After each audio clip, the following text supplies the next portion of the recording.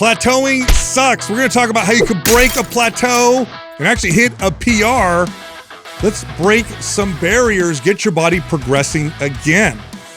Let's talk about it. Yeah, let's get after it. Yeah, so a plateau is when your body just stops progressing in any way, which we'll get to in a second, but for about 21 days. We actually, in fact, before we started this episode, we talked about what we would consider a plateau. Now, I do want to say, and I think strength is the best metric, but I do want to say that I think sometimes people think they're plateauing when really they're looking at one metric and they're not counting all the other potential things that they're progressing in. So it's like, maybe my bench press didn't go up, but my stability feels better, my range of motion is better, or something like that, right? Or I'm not losing weight on the scale, but I feel better, I got more energy, type of deal. So a plateau for me is like nothing. There's no progress. Nothing's moved on all those different metrics. Yeah, you got to consider the whole thing. Yeah, this is a cool conversation because when I was competing in training, obviously every time I showed up to the stage, I had to show progress, right? And it's inevitable. You're training like that consistently for several years.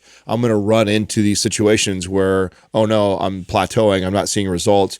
Typically, the way it looked like for me is that I was constantly checking in with myself, all measurements, all what's going on, strengths, everything. But every week to 2 weeks, and I would never allow, I would never adjust based off of just like one check-in, because you could just have an off week, sleep could be bad, and the body doesn't progress like consistently. Right, it does in these spurts. Right. So I would need to see at least 2, if not 3, of the check-ins with no movement or movement in the wrong direction for me to change course. Otherwise, I would stay the course. I believe in this is the path. This is what I'm supposed to be doing. Be consistent with it. Make sure I am. And then it'd be like, okay, checked again, didn't move. Okay, checked again, still didn't move. Okay, if this continues for 1 more week, now I'm starting to go to probably what your points are on start attacking those. Yeah, so 21 days, right? About 3 weeks is I like that. Yeah, what you're looking at, and this is primarily true for people, I would say, within the first 2 or 3 years of being consistent. After that, then, plateaus lasting, 3 weeks become more commonplace because obviously we have a limited capacity to continue progressing. You can't just progress forever. Yeah. I mean, if that were the case, I'd be able to be nice. bench press it. Yeah, but I also think that, I think that, and you communicate this well a lot on the show, is that there's progress in many other ways. That lasts a long time. I think when you become as advanced or been lifting as long as you have, especially with the consistency that you have, you can't use strength as your marker always. No, it's like, oh, has my sleep been getting better lately? And oh, is my energy, is my skin, is my mood, is like, those things. Is my mobility feel better? Is my soreness, so you're looking at other metrics, but I think this is a really important conversation for people in their early years of consistency, because when you're early on, so long as diet, programming, you're checking the right boxes, you should see, and it's not linear, but you should see overall consistent progress. You should be seeing yourself continually get stronger, continually see better performance in the gym, physique, your body composition, all those things should be. Now, it's not perfectly linear, but you definitely, over a month's time, you should not have trained a month and feel like you didn't progress, especially early on. You mentioned mobility. That's a big one that I see a lot of times. It's very elusive for people because they're just focused on strength and it hasn't moved. But when in fact going back and reinforcing, the supporting cast, the secondary muscle groups, and a lot of times, just getting that stability back in the joint, it boosts back into, pushing you through that plateau where now your strength can move again. But, a lot of times people don't see that because they'll, just be so focused on that progressive overload. And that just had worked for so long until it didn't. Yeah, by the way, increasing your range of motion means you're stronger, even if you use the same weight. So if you squatted an inch or two deeper with the same weight to the same reps, you're stronger because you have a deeper range of motion. Yeah. Now, I mean, I don't think I need to say this, but plateaus are the most frustrating part of fitness. Definitely one of the most frustrating parts of strength training. And it's frustrating because it's not frustrating when you're not doing anything because you expect to not see any progress. But when you're working hard and you feel like you're doing the right things, you feel like you're putting in good effort, you're consistent, you're not missing a beat, to see no progress, that's incredibly. It's one of the most frustrating things that you'll encounter in your fitness journey. It's more frustrating, in my opinion, than having consistency issues or missing the gym because you expect to not get, progress, right? That's also frustrating, by the way. It's like, I can't string putting together the work in and it's not moving. Yeah, it's still frustrating. I'd say it's like showing up to work for a week and not getting paid. Exactly. There's not a lot of job. But also a great analogy too, because we talk about finding your passion, finding a job that you would do even if someone didn't pay you is like the secret to finding a job. That's also the secret when it comes to training. Like do something that you work out because you love to work out and you want to take care of yourself, not because you necessarily need to see results week in and week out. Because if you attach it to that, then it can get very discouraging in moments like this, because there's going to be periods of time on your journey of training when you don't get paid for the job. And are you the type of person that's going to throw in the towel and quit showing up to work because you didn't get paid that week? That's and a lot of people would say, yes, if it was a job, I would not show up to work the next week. Right. But that's why it's important that you have this love for it and enjoy the process of learning and growing, and that you do it because you are taking care of yourself. And you're going to encounter plateaus. I think that's the point we're trying to make. They're very normal. If you're consistent, you will hit a plateau. But the key is to have a strategy when you do. First off, know how to identify in a plateau, which I think we've somewhat explained. But then also have a strategy. Now, here's the strategy that most people employ when they hit a plateau after working hard and being consistent. And it's usually the wrong strategy. And this is what they typically do.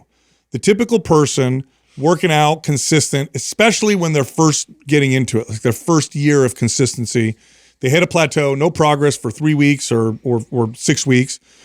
And what they do is they go, I must need to add more, or I need to go harder. So I need to just push harder and do more and more and more.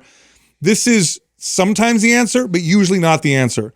Usually the answer to the person who's very consistent, who hasn't missed a workout, who now has plateaued, usually the answer is not to do more. That's typically not the answer. It is sometimes, but usually not the case. It's usually the wrong answer. And what tends to happen, and here's how you know this is not the right answer for you, is you add more work, the plateau doesn't budge, and then it starts to go backwards. Then you start to see yourself actually losing strength and losing progress. And definitely don't add more work at that point. Realize, adding more was the wrong answer. My body doesn't have the ability to adapt to this properly. I've actually lost strength. Let's look at everything and change everything, and let's employ some different steps. Backed by popular demand, we are going to do a giveaway. The RGB bundle, MAPS Anabolic, MAPS Performance, MAPS Aesthetic. One of you viewers will win access to all of them, but you have to like this, subscribe, turn on notifications, and put a comment below. It's got to be a positive one. Also, in this episode, you heard us talking about MAPS Strong and MAPS Powerlift, both 50% off right now for this episode. Go to mapsfitnessproducts.com, use the code PR50, get one or both of them for 50% off. I'm trying to think of the scenario where it is. When I mean, maybe the client that you had to start really slow because they thought they could only commit to maybe 1 day a week, and they've been doing that for a while, saw good results, and then now their body's pretty much adapted to that. The careful, calculated addition of volume, appropriate volume, is when it works, which rarely happens. I was going to say, because I think it's important that we tell that to the audience, because I think one of the biggest mistakes that people make is when a plateau comes, just piling on more. That's right. And it's usually not a little more. And it's usually not that. That's not the solution to that person. The only time I can think of it where that is the solution is the rare occasion where I had a client who's like, Adam, I don't want to commit to any more than 1 hour or a half hour of working out a week. Can you help me? And of course I can, because you weren't doing anything before. And if I give you an effective workout for a half hour, hour a week, we can definitely see progress. But what I know will eventually happen is if they are consistent with that, at some point they'll probably start to hit a plateau. And then the easy go-to would be increasing volume on them. Yeah. And so that's probably the only case I can recall where that is the answer to this. Well, I could see that. I mean, I've also seen like some of clients I've trained that beforehand, they had a routine that they always did where it's just the same weights that they always picked. Yes. And it like, and really like the progressive overload wasn't a thought process. It was just, this is what I can control and this is how many reps I do. And then it just stops working for them. Yeah, that's another category of individuals. And I would see this more with my middle-aged gym members who it became a routine for them. and they had plateaued a long time ago. Like they haven't changed anything Yeah, for it was a long years. time. Right. Years. Yeah, and they just, it's like, oh, I use the 10-pound dumbbells for this. I put the weight stack here for that. I do the exact same thing on the treadmill, the exact same thing, whatever. Yeah. And they just don't see any progress. They've accepted it, and they just haven't changed anything. And if I ever got the opportunity to talk to them and then get them to hire me, then we were able to make some pretty small changes to get their body moving forward. I like the way that you, Adam, talked about adding volume when you had really been meticulous and calculated it. Because the typical approach to adding volume is just doing a much more. But you, when you were competing, you were very careful to add just a bit more volume, but that started with you tracking your volume to even know what that looked like. Yeah, no, I think there's the other challenge is, okay, maybe this is a situation where I can add volume, but it doesn't take much. It literally is like a set more of something, or just a little bit more of that exercise slowly, or increasing weight. Because that's the other part that people don't factor in, is that if I've been training in a program, and let's say you're following one of our programs that's laid out for you, and you've gotten to a point where when you first started doing squats, you were doing those sets of squats with 220, 225, and now you're at 235. That's progressive overload. Volume went up. Volume went up, and so I don't need to move anything there. It's like I'm waiting until I start to see a plateau there, and then when I increase, it is just a tiny bit. It's like 5% or something. Yes, like that. there's a tiny bit more. And when you look at that in the context of an entire week, it's only like a set or two more of an exercise, and that will start doing it. It would just be, I don't recommend this to the average person, because I don't think the average person is going to track total volume like I was, because I would just, I've did it, let's just say hypothetically, 5,000 pounds of total volume on my legs this week. So I just need to make sure that I do at least that, or 5 or 10 more pounds more than that every week. And that was just kind of the thought process. Was because the other thing I noticed too was for people that don't track, who just go through the natural ebb and flow of how they feel.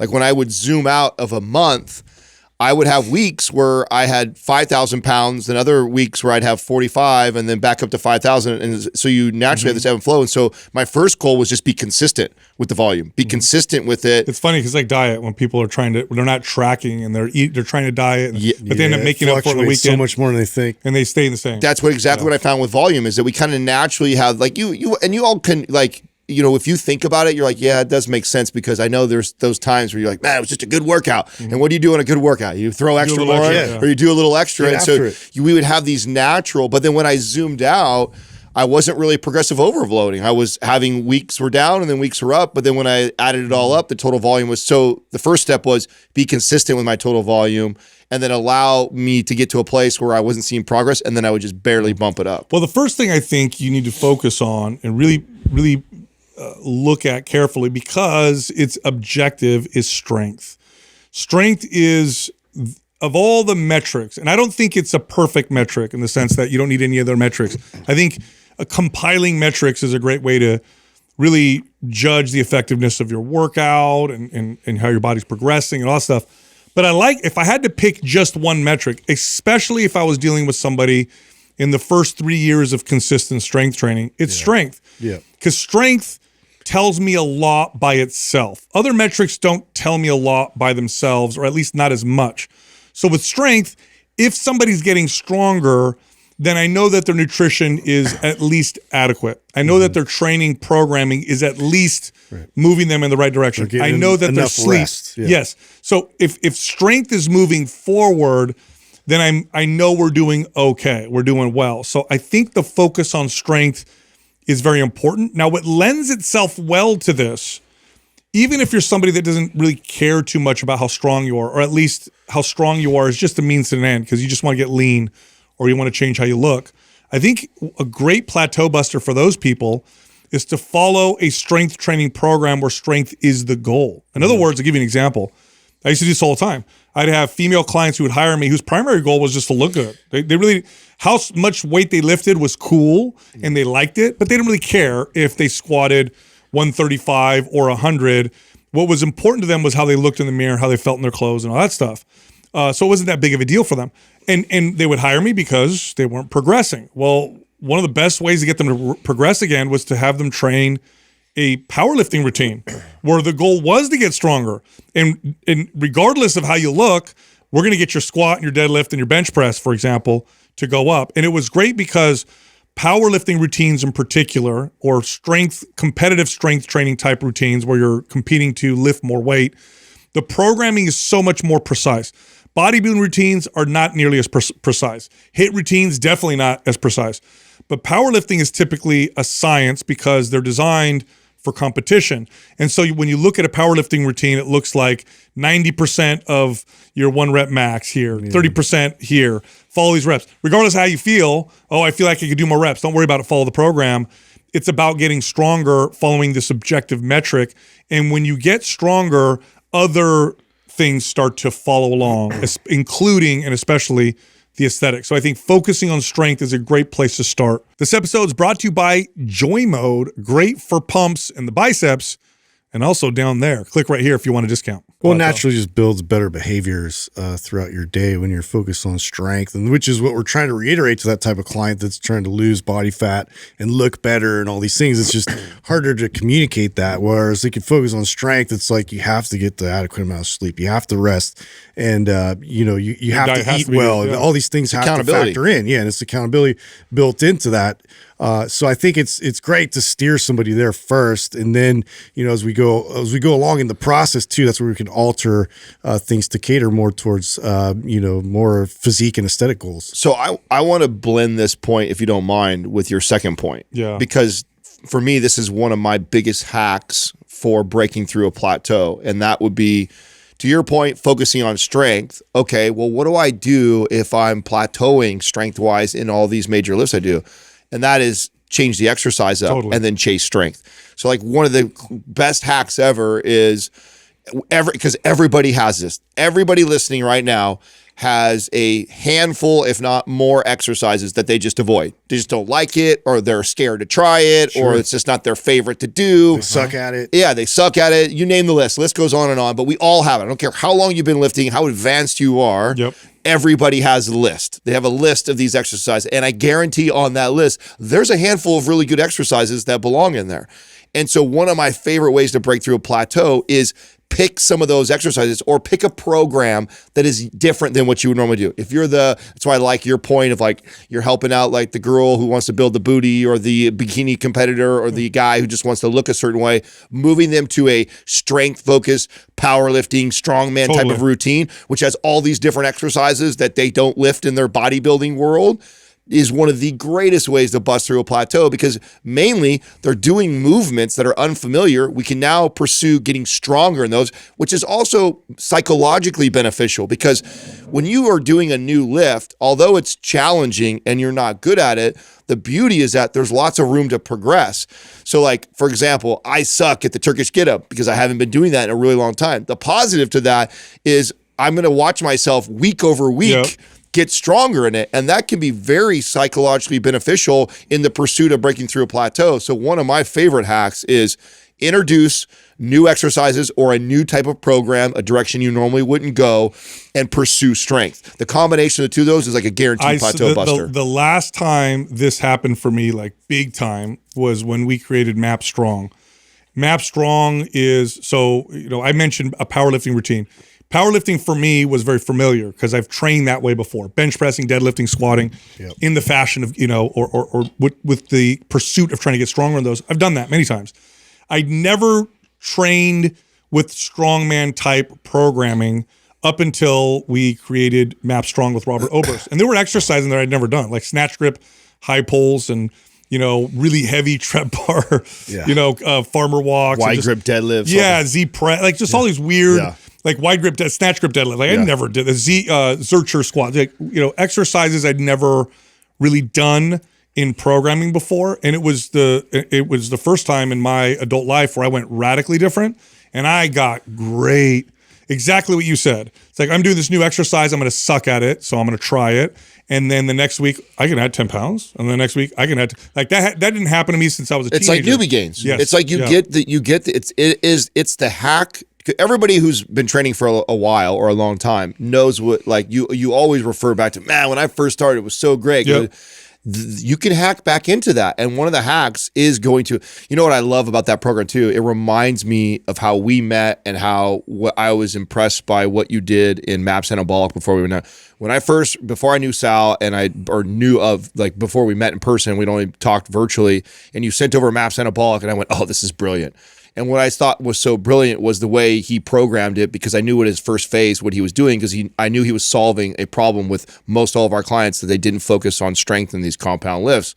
Same thing goes for another thing that I see a lot of people do. How many people do 20 reps of any exercises? Yeah. That's phase one of strong. I know. Yeah. So it's like a guaranteed plateau buster. Yeah. Not only are you doing different exercises, you also are doing sets of 20, which rarely anybody does. You combine those, and it's like a guaranteed recipe. That's the next point, which is to change the rep range in a radical way. And look, probably 80% of the people listening to this podcast, maybe more, stay within a rep range. It's generally the same rep range. Or close to it, right? Yeah.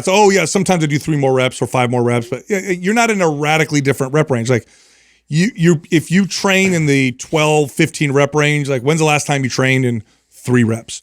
Probably never. Or if you always train in that 5 rep range, when's the last time you went as high as 20 reps? Probably never. Changing the rep range in a radical way is a very easy way. Very easy way. And I'd say probably 60 to 70% of the time, that alone breaks you through a plateau, is simply moving to a completely different rep range. And I like this one because it's easy. I'm not telling you to do anything else. I'm not telling you anything else. Just take. You don't have to learn a new skill. We're just adjusting this one metric that, it does like feel like completely different workout. That's especially if you are hyper aware of your own tendencies. Because like you said, even there's a lot of people that are pretty good about, they understand that there's, this kind of 6 to 8 rep range, and they know there's this 12 to 15 rep range, and they kind of float around these different rep ranges. And so they feel like, oh, I do most of them. But rarely anybody ever trains singles, doubles, or triples unless you're a powerlifter type person. And rarely anybody's training as high as 20 reps unless you're into the supersets and high-end endurance type of training. Those are two areas nobody touches. Yeah, those are kind of the 2 areas that nobody really touches. And then you ask yourself, am I the person who kind of leans more towards the 15 plus? Am I the superset guy, the short rest period guy, the 15 reps plus type of person? Or am I the guy who's like, I don't like doing anything over 10? And whichever one you avoid the most, if you gravitate towards that's a plateau buster. Next is just to change the tempo. This, by the way, is a veteran trainer trick. Boom. This is like trainers who are veterans. Yeah. There's certain tricks that we have where we can convince somebody to hire us. It's too easy for you? Yeah. Watch this. Yeah, it's like there are certain tricks you learn as a trainer to get people to hire you long term. So like, I'm only going to try you out for 10 sessions. And what you want to do as a trainer is you want to show them something so that they believe that you know what you're talking about, and then they hire you for 6 months. This is a trick. You change the tempo. You take somebody and go, cool, let me show you. Oh, you always do squats? Let me see how you do them. All right, cool. Here's what we're going to do. 5-second negative. Pause at the bottom for 2 seconds. Come back up. And then, boom, they see progress in their legs from that alone. And it happens very quickly. And this is another very easy one.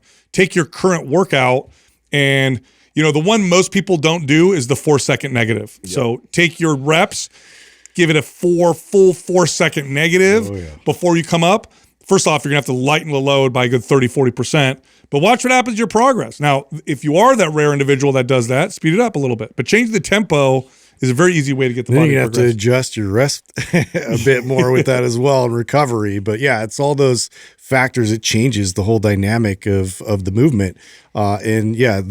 Just doing that 4-second negative, it really impacts the muscle and breaks it down. So yeah, that's a huge one. If you've been listening to the podcast for long enough, you've heard me say this so many times because I was blown away. I remember when I first read the protocol for hypertrophy training, and it was 4-2-2.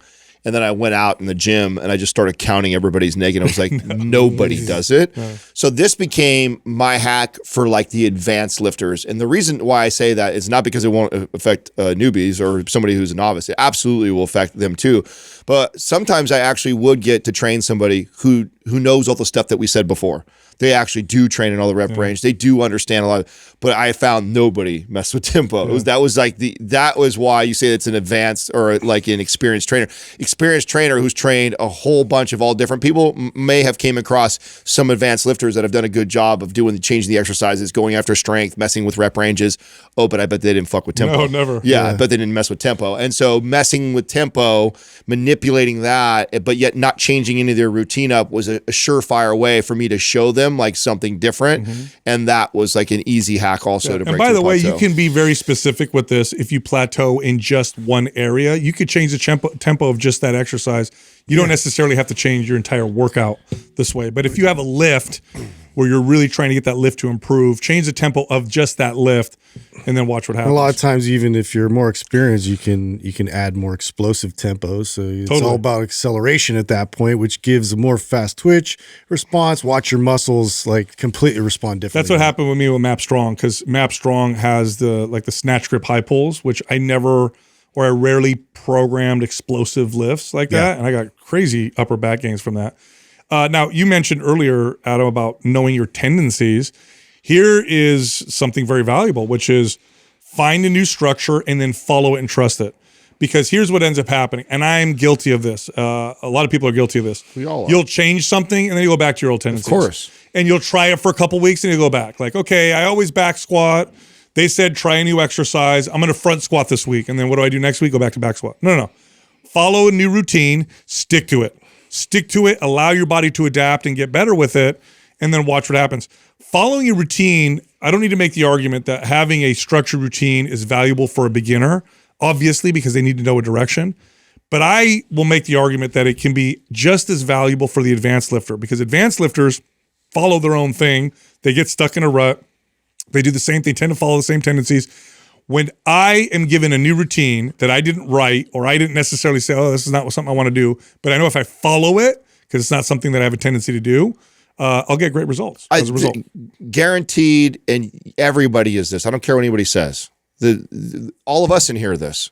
If each one of us were to train each other, we know each other well enough that we would know what program to make them stick to that would give them the greatest change, because we know each other's tendencies. I know, and that's not to say that Justin and Sal and Doug doesn't cycle through programs or do different style. It's that you all still gravitate to the thing you do we have more our of. preferences. Yes, you have your preferences. And I know if I was trying to impress you by showing you change, especially body composition change or strength gains, I know where I would go. I would go to what Justin doesn't like to do the most. I would go to what Sal doesn't like to do the most, and to show them the most result. This is everybody. Everybody has this. Yep. Even if you're good about cycling through modalities, you still have a tendency. It's human nature. It's human nature. And it's not necessarily, by the way, I want to point this out. It's not necessarily a bad thing, because I do think this is part of enjoying your workout and being consistent, right? Part of why Justin loves to swing the clubs and do strong exercise like that, because he enjoys that. And if you made him do a bunch of bodybuilder bro isolation exercises, he would shoot himself or say, I don't want to train like this forever. So there is something positive about gravitating to a modality because it keeps you consistent, but it's also smart to be aware when you hit plateaus that, oh, I've been doing this too long, or, oh, now it's time to change. That's the self-awareness. It's like, I'm not saying it's bad to have tendencies or have things you like to do and show the gym, but when you are saying I'm at a plateau and I can't break that plateau, to have the self-awareness, you literally need to change. Yeah, that's your body screaming at you saying, hey, you have been doing that type of stuff too long. Now let's switch over here. Right. Hey, sorry to interrupt you. Look, are you lifting weights, eating a ton of food, and struggling? You're not packing on any muscle. You're not building any muscle at all. You're not getting stronger. Well, check it out. We have a hard gainer guide. This can be your ultimate resource to turn that around. Pack on some muscle mass with our hard gainer guide. It's totally free. You can get it by downloading it, clicking on the link in the description below. Now, if you're the individual that's super consistent, never misses a workout, like you are religious about it, and you're plateauing, recovery sometimes day. Take some time off. Sometimes you need a week off. Yep. And now what you can do in that week is either you could take it off completely, which is perfectly fine. That's great. Or you could have a structured recovery week. And if I'm not mistaken, Doug, we have a guide for this that we give it away, right? Yeah, it's for free on mindpumpfree.com. What's it called? The 7-day rescue recovery guide, I believe. Okay, so it's a guide that we wrote. It's free. It's 7 days planned out, literally to accelerate recovery. Includes things like cold and hot exposure, static stretching, mobility work, some band work. But nonetheless, so you can get that at mindpumpfree.com. But nonetheless, sometimes what you need is a week off or a week of recovery, a week of exercise or movement that facilitates recovery. So maybe you don't do nothing, but you do little so you can allow your body to have that break. Now, I would experience this on accident all the time as a kid because I was so consistent and so dogged about it. Then I'd go on vacation, didn't have access to a gym. I'd come back and be stronger. And that happened to me enough times for me to realize, like, I think I need a week off sometimes. I think that's the reason why I plateau. Yeah, I like this tip a lot for this audience, right? If you're listening to this podcast, I would bet you're more likely the person. I'm sure we have a nice split, right? We obviously have a lot of listeners, so there's somebody in every group. But if you care enough to be listening to a podcast that teaches you about exercise and fitness, you probably are more likely the consistent person who's working out, and you're looking for the competitive edge always, or you want more. Be different for like the biohacking tech people. Yes. Just trying to do the least amount. Always. Yes. Yeah. So I'd venture to say that there's a big portion of people probably listening right now that would greatly benefit from a scheduled recovery week like the one that we've created, or you might be the person that needs to scale back a little bit just because that's you. If you are especially if you consider yourself a fitness fanatic, because I don't know how many times this would happen to me. And we've talked about this on the show where you took off for vacation for a week and you had to, because you were out camping or somewhere far, and then you come back and you were stronger. That's like a clear indication that you were overdoing it when a week of not training makes you break through a plateau. Like that's a clear indication of like, oh, you were redlining just way too much. And so this is good advice for this. But I love when we created the guide, I really like it. So I think every day is laid out. It's laid out for you. It's free. So may as well use that. So if you don't know what to do or what we'd recommend, then check out the guide. Got some questions here. The first one is, I haven't lost any weight for 30 days. Is this a plateau? Maybe not. Yeah, maybe not. If you got stronger, again, and it's also weight. They said weight in the question. You could also be eating more too. Like I don't know how many times I've had a client be discouraged because 30 days went by, they didn't lose any weight, but I'm like, you're eating 300 more calories a day. You know that, right? Your metabolism is faster. Your metabolism is faster. That's not a plateau. That's a good thing right now, and we're heading in the right direction. So just because you haven't lost weight in a week doesn't mean that we aren't moving in the right direction in other metrics. Yeah. Or what I would see often with clients in the first 60 days is they didn't lose much weight at all, but I would track their body fat percentage, and it turned out they lost body fat and built muscle. So the scale didn't change, but they lost inches and they lost body fat. Especially if you're not increasing weight. That's right. I think, that's the big thing. Yeah. So weight still, unfortunately, is stuck in people's mind if they're on that journey of like losing body fat, when in fact, it's probably better for you to keep and maintain the weight. And in the beginning. Yeah, in the beginning. Can diet changes break a plateau? Yeah. Ooh, yeah, definitely. That was another easy hack for me when I'd get the typical person and I'd look at their diet and be like, oh, cool, let's bump your protein. And then all of a sudden you see progress go through the roof. And of course it can change plateaus with fat loss, right? A lot of times people miscalculate their caloric intake. They're eating more than they think or whatever, or a reverse diet. Even adding carbs back in. I know I did that for a while. I was like carnivore a bit, and then my performance dropped substantially like as I worked out, and to just add that back in and have the energy was huge. Before we walked in here, I was just talking to Kyle. Kyle is training a friend of ours. It's a famous country singer, and he was just breaking down his diet with me, and he's like, bro, I'm just gonna bump his carbs right now because he's on tour. He's doing all these things. He's trying to build strength. He's like, Adam, he was only eating this. And that's a perfect example right there of like by how that can break someone through a plateau, because he knows the level of intensity, obviously, that strenuous that can be. And him being on low carb is like a recipe for losing strength. So he's like, I'm going to show him strength gains just simply by bumping his carbohydrates. How often do you guys plateau? What do you personally do? I plateau all the time now. Well, no, I always plateau now because I'm in a perpetual plateau. I've been one plateau to the next, just over here, over here. I plateau all the time because I've been strength training consistently since I was 14 years old, and I'm 46 now. So I can't, and I'm not going to perpetually progress. That being said, I could break some plateaus in areas that I neglect. Like it would be very easy for me if I place some focus on mobility to break through a mobility plateau. The reason why I plateau mobility wise, I don't place a lot of focus on it, or flexibility or stamina. Like I don't spend a lot of time training stamina aside from the high rep squats or something like that. So I could definitely break through some plateaus, but the ones I'm always focused on are the ones that make me bigger. Yeah. And those I don't think I'll break. It's mainly what I lose interest in. I'm not consistent enough to have a plateau. I'm either making change or I'm not. Your goal is to hit a plateau. My goal is to hit a plateau. Yeah, you've been on a good run. Yeah, it's really easy, again, especially when we talk about all the different things that measure a plateau.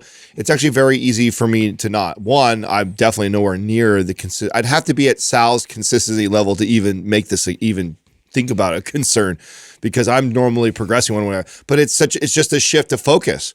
Because even if I plateau in a strength category, then I know that typically that means I've been so focused on getting strong that I've probably been neglecting some mobility stuff. So then all I have to do is switch over to mobility. And then let's say I focus on that for a little bit, then there's always a program that it's like, oh man, I mentioned it earlier. When was the last time I did Turkish get-ups? I'll start to implement those or windmills into my routine, which I haven't been doing. And so then I'll break. So I don't suffer from plateaus because there's always something that I can be switching over or focusing on. And I think that's the key to this, is being aware of that, that you should always be challenging yourself with new ranges of motion, new exercises, new tempos.